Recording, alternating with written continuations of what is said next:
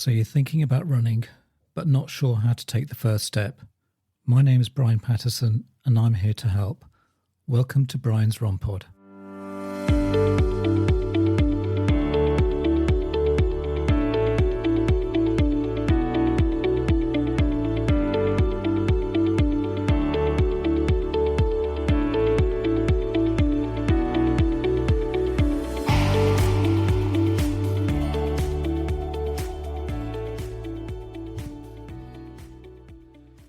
In the second part of my discussion with Katy Kennedy, Into the World of Running, aiming to help listeners overcome hurdles, enhance their performance and revolutionize their runs. Running, whether as a hobby or a sport, can present numerous challenges. These can range from physical discomfort and demotivation to rising costs associated with the running gear. This episode is designed to provide practical solutions and insights to both seasoned marathoners and beginners lacing up their shoes for the first time. I really hope you enjoy this episode. Do you think, and I was just listening to the Runners World podcast, they were saying that, do you think people are running's becoming a bit too expensive? Because now you can buy really expensive, you can buy Kipchoge's running shoes, which are like really expensive, or there's specific running shoes which have been made by Adidas, which only last for 50 miles, but they're really, they're tremendously light or something like that. Do you think over the years, or maybe since you've done your research, has that been a factor? No? I definitely think running has become more expensive since I started looking at beginner runners, because when I was doing my third study, which was on podcasts, I had some really simple advice for my participants about find a comfortable running bra, find a pair of shoes which are comfortable. They don't have to be that expensive. And at the time, you could buy an okay pair of running shoes for £30 or £40. And I'm not sure that's the case now. They might be 70 or 80. You don't need to spend £200 on a pair of shoes, that's for sure. No. And you still don't really need to spend that much money. You can go to the Decathlon and get yourself out for not that much money. I think it's important to be comfortable. Yeah, I did have a bunch of participants who complained bitterly that their bras were not supportive enough and their trousers were falling down while they were trying to run. So I think it's important to be comfortable. I don't think you need to spend a fortune, definitely not. And it is still one of the cheapest sports out there. If you're going to play tennis, you still need a decent bra. You need a tennis racket, which is 150 quid. I'd still say a gym membership is 50 quid, 100 quid a month. Yeah. So in terms of actual cost of exercise, running is still pretty cheap and accessible, even if it has increased in price recently. That's right. What do you think has been one of the barriers to people just getting out the door? There are many. There are many. I mean, I think everyone struggles to get out the door, I have to be honest. The other day, my son dragged me out for a run, and I was like, I would not have gone if you hadn't dragged me out. I would so not have gone. And I love running, but I think there's a lot of very complex reasons. People say not enough time. So one of the main reasons people give for not exercising is they say they don't have enough time. But then all the kind of the time use data shows that people have enough time to watch a couple of hours telly every night. So clearly it's not a matter of time, it's a matter of priorities, really. Mm-hmm. It does require organisation to do a bit of running. I actually think that trying to fit in running around everyday life is probably much easier than, for example, swimming. So your swimming pool has to be open at a certain time. You have to be able to access it. If you're going to do an aerobics class, so I do a Zumba class, so I have to book onto my Zumba class a week before so I can get a space. Yes, yeah. I'd say that running requires quite a lot less logistical kind of thinking than most sports, because you can literally shove your shoes on, stick some running kit on and run around the block. So sometimes that's what I do. If I'm really desperate for some exercise, I have been known to do dinner intervals. So I'll put dinner on, I'll run around the block, I'll stir the potatoes or whatever, I'll run around the block again, I'll put some carrots on. Good, I like that, yeah. Do you think people... Sorry, that's usually when I've been motivated to get to a goal, like I've got a certain number of miles a year that I really want to run, and I'm like, it's December, I have to get to my goal. Do you think the people who kind of plan ahead, that helps? So for instance, I'll go a different route this time, or I haven't done any intervals, just to break it up, and I'll listen to different forms of music, and that will help motivate me. Or I've got a new pair of trainers, and I'll go, and you feel as if you're going to go faster, but you don't really. I think those little factors can help. I think whatever works, honestly. I think try stuff and see if it works. Make yourself a new running playlist and see if it helps. Definitely. Yeah, if you've got some new shoes, you do need to try them out, because you don't want to waste your money, do you? Yeah, right. I think, and yeah, if you are really bored with your existing route, then try a different route, try it backwards. You can always do that. There's lots and lots of tips and tricks you can use to get yourself out the door. I think sometimes people used to post on Twitter, didn't they? I'm going for a run. Bit of social accountability is always quite good. Oh yeah, I think sometimes there's this thing called hashtag 100 days of running or something like that. And then it helps you to keep going, and you're telling everyone else that you're keeping going. Have you heard of Red January? No. I think it originally started as Run Every Day January. It's, I think, something to do with mental health, actually. And the idea is you run every day in January. Oh, okay. Because January is obviously the most miserable time of year. Yeah. And it's also like when you start New Year's resolutions and so on. Yeah, that seems to be a real thing. I think they might actually have extended it to other forms of exercise as well, for people who, for example, don't want to run. But that's having a streak is sometimes a really good way of keeping people motivated. If you have to run like 1 mile every day, otherwise you'll break your streak. That can be very motivating for some people. Not for me. I would hate it. I would be right. But I think for some people it really can work. Definitely. So they don't have any choice in it, they have to do it. Yeah. So within your research, was there any conclusion that you thought that there were, I know it's very generalist, but there are certain things that worked to help keep that momentum of running? I'm not sure that my research was really focused on that, to be honest. Okay. My research was looking at, so one thing I did find, the reason why I did my second running study was because one of my findings from the first beginner group study was that Couch to 5K is actually quite difficult for complete beginners and very unfit people. Interesting. It's actually quite intense. And I interviewed the chap who designed. Did you really? Yeah, Josh Clark. Oh, what a lovely man. Lovely man. I see. I'd love to have him on, but I think I did try emailing him, but he probably gets loads and loads of requests because he developed it. He developed it because he broke up from a girlfriend or something like that. And then I think it was his mum. His mum was 50 and was a bit unfit and wanted to exercise. Oh, yes. So he developed it for her, put it online just as online things were taking off, and it went off from there. But it's actually never been changed since. So the NHS version of Couch 5K is the same version that he originally came up with.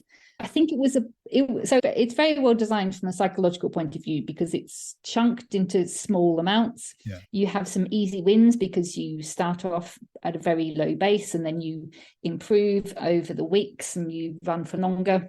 Yeah. And you have a sense of achievement because it's very structured. Yeah. So it is, in terms of psychology, very well designed. Right. So he actually works in, I think it's usability or something UX. like that. Yeah. So he's not a psychologist, but there's clearly some good psychology behind it. Definitely. Yeah. But he said, even from reading, that I think when he devised the program, he had no sports science background, but it just so happens that it worked. So yes. Yeah, and I think the reason it worked is because it is an on-ramp. It starts off quite gently and increases over time. But I think it is actually for real beginners or for very unfit people who might struggle to walk quickly. It's a huge challenge. And I think that's one thing that I did find out from my first study was that for some people, it was just too much. If you're already quite fit, it was fine. It was okay. You might not have had any problems. But if you're not, and if you haven't run before, or if you're really struggling, then actually it can be quite disheartening to not be able to do that week. I think it's week 5 or week 6. There's a really long run chucked in there, it's 20 minutes or something. And I think it goes from 8 minutes to 20 minutes, which is a huge leap. I decided to do my own version, but make it more gentle and with more optional walking, more optional runs in there. So it gave people an opportunity to do, if you're having a hard day, you could do a little bit more walking and a little bit less running, for example. So I came with my own version. But you're still progressing to the same But goal. you're still progressing. That's great. Yeah, and I didn't have that huge leap as well. And I also started off with 30 seconds running, because I was like, a minute is a long time for a complete beginner.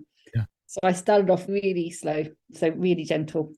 So yeah, so I came with my own version, and then I compared it with the Couch 5K version, and I got feedback on it. And originally I wanted to go off and do something with it, but then obviously life changed career, finished my PhD. Yeah. Hopefully I will at some point be able to do Do you think the Couch to 5K is trying to shoehorn itself into everyone's fitness, and that's why maybe sometimes it works for someone and then other times it works for other people? It's like a lot of these things. That's a problem. If you have a very structured program, then it is by its very nature going to be one size fits all, or one size doesn't quite fit everyone, more likely. So I wanted something which was maybe a little bit more flexible and maybe aimed at people who were less fit as well. That was really what I was aiming for. And then, but I think the Couch 5K, if you've run before, if you're trying to come back from injury, it is fantastic, absolutely fantastic. Or if you've got quite a high level of fitness, then yes, it is a fantastic program, definitely. And it's been very successful. I think also another thing that I included as part of my podcast was some of the kind of psychology behind running as well, and trying to get people to enjoy it a bit more rather than just playing music at them. So I had some countdowns in there so they knew when they were going to finish, because there's lots of psychology behind timing and people knowing when things are going to be finished, for example. So there's quite a lot of psychology that I put into my podcast as well, in terms of those kind of ideas, but also things like look around you, make sure you notice what's going on around you, just to take your mind off things, because of people running by themselves, and it's much more kind of, you can be really focused on your body. And the research also shows that being focused externally, especially if you're a beginner, then that could be more successful. No, I totally agree, because I know it's a small thing, but when you're doing intervals, it's really nice when they say, this is your last interval. Because when you because if you're doing a really hard interval and then you're waiting for the rest, and then you're thinking, is this the last one? Even though, for instance, I'm going to do 1,000 kilometers warm up, and then I'm going to do 8 times 30 seconds fast with a 30-second. You're not going to remember which number you're going to be on, sort of thing. It'd be nice, like they say, this is your last one, so you can really put much more of an effort into it. All that kind of where you can feel relieved. Yes, I totally agree with that.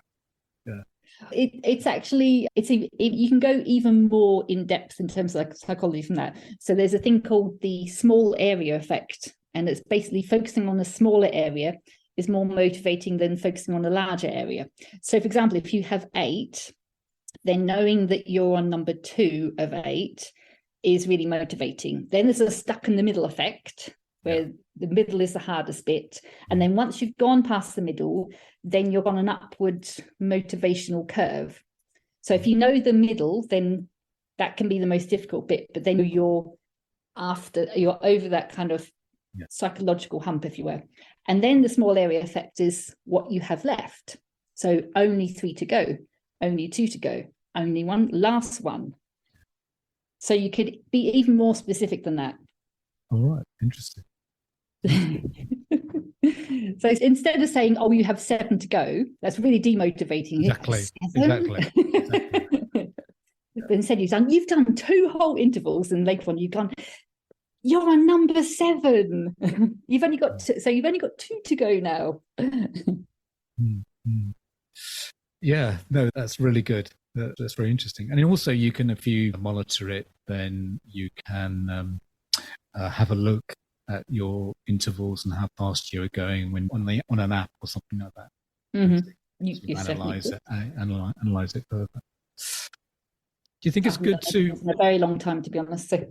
Oh, yeah, I'm a bit sort of paralysis by analysis, me sort of thing. And then you're clearly very into the data, which I admire. Yeah. But as to what I do with the data or whatever, I always find that it's all very much having a lot of data and that kind of thing.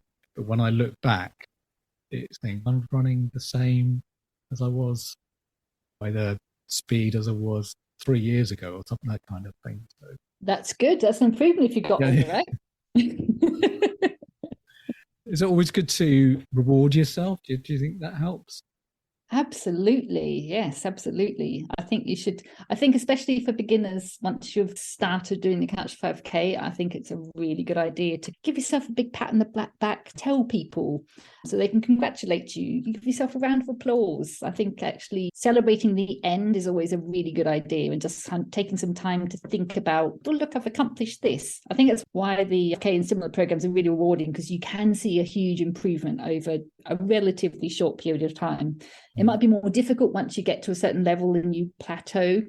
Then it might become more difficult. I think for beginners, definitely, like, celebrating your successes is a really good motivating factor. And as well, so my beginner groups, they give each other a round of applause at the end. And I think that's a real kind of like a sense of achievement, I think. So that's important, definitely. Do you think his program would have worked in a non-digital age? I know he put it on a website and that kind of thing. Do you think that? So I thought that he'd actually invented it, but it turns out there's a paper that was written by someone, I'm trying to remember who it was. I think he's a kind of a social geographer, and he had examined this interval training program from, I think it was the 1950s or something, 1950s, 1960s, something like that. And it was set up by a doctor who was trying to get people to not have heart attacks. It was something random like that. And he actually had intervals. It was a fascinating paper. He actually had run walk intervals to get people to start to run. So I don't think there's anything new under the sun, really, but definitely a case of the right place, right time, right technology. Yes, exactly. The fact that apps came along, then I think Couch 5K probably got an extra boost, because then you can program it, and then you can program it so people could listen to their own music, because again, music can be a huge motivator for getting people to enjoy their running, definitely. My gosh, we've done 50 minutes already. Fantastic. I just want to say, do you have any sporting heroes? Do I have any sporting heroes? I'm not sure I do. You're expecting me to say something like Paula Radcliffe or something, aren't you? No, I don't know. It doesn't matter. I mean, I grew up with Seb Coe and Steve Ovett, that kind of thing. So I liked that rivalry that they had, and a great thing for British athletics at the time. So I did beat Roger Black in a race. Oh, really? He was running with his 4-year-old. Oh, really? There was an event at Surrey Sports Park. It was a fun sports day. It was a really great thing, actually, really great idea. And they had a 1 mile 1K race or something around the field. And I was like, yes, I beat Roger Black, because he was there as a kind of ambassador. Very nice man. So what would you say from your research? I know we briefly talked about it, but what would your big takeaways be for people who are starting out running, in terms of from an emotional point of view? I think the main thing would be slow down. Yeah. That would be the main takeaway. Is people think that they have to go off like Usain Bolt. They think running must be hard, running must be fast, running must be painful. And I'm not sure that any of that is particularly, it doesn't have to be true. Running can be uncomfortable, definitely. And if it is uncomfortable, then you can use all kinds of ideas to take your mind off it. Listen to music has definitely been shown to help. examining your environment, running with someone else so you can talk to them. Yeah. Loads of different ideas like that to like distract from the discomfort. But I don't think it should be painful. I don't think it should be hard. I think you should try to enjoy it. Definitely. You shouldn't. I think it's very much a very macho idea about running should be fast, should be hard. And I don't think that's necessarily true. I think, especially for beginners, if you want to run for the long term, you should not go off like a bat out of hell because it hurts. It's painful. You'll get injured, you'll give up, and nobody wants that. So I think your aim at the start should be, you'll improve anyway. If you just go out and jog a bit, you will get better naturally. You'll get fitter. Exactly. So I think my number one takeaway would be slow down, enjoy yourself. Okay, yeah. And then maybe, I don't know, just just get some proper running kit and whatever, but don't get definitely all the peripheral. Get a good bra. Yeah, and don't get the peripheral. A good bra and some good shoes. So I know I find it very hard to not go running without watch. I think I just can't do that. But some people do, and it can be quite invigorating. And I think physical comfort is important. Yes. So if it's a really hot day, then yes, go when it's cooler, take some water, slow down. I think actually making sure you're physically as comfortable as you can be is also really important. Yes, definitely. We're just coming to the end of the podcast. I hope you've enjoyed this podcast because I know you have done one yourself as well.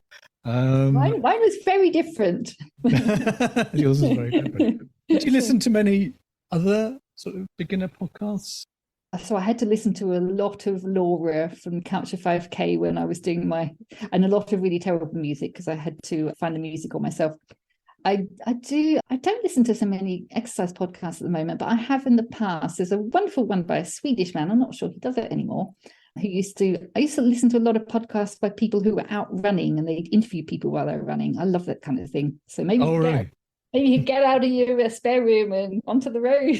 Yes, yeah, that's right. Or maybe get a bit fitter, and then I can actually ask the questions and then make notes about it with the answers.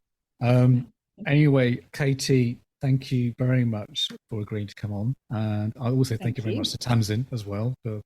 Tamsin is wonderful, isn't she? Yeah, she's wonderful. In fact, so I interviewed her a couple of weeks ago, but please do listen to that. But, I definitely will.